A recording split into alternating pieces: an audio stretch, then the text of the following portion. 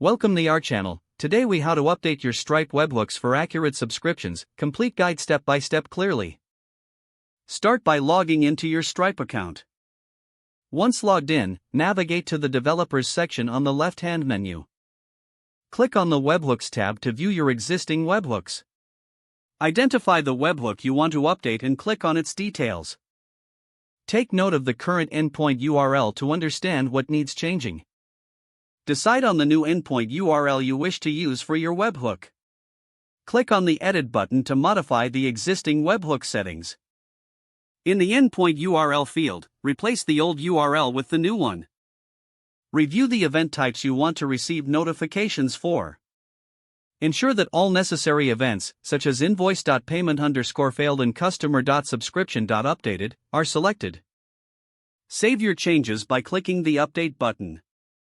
Next, test the new webhook to ensure it communicates successfully with your server. To do this, click on the Testing tab found within the Webhooks section.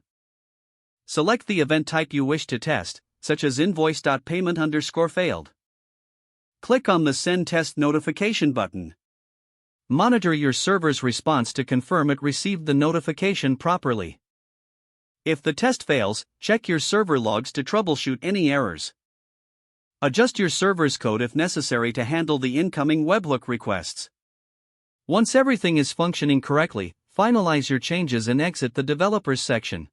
Remember to periodically verify that your webhooks continue to operate as intended.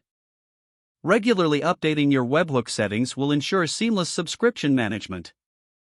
This will help maintain accurate and timely notifications for your Stripe subscriptions. If the page does not load, refresh the browser or try again in a private or incognito window.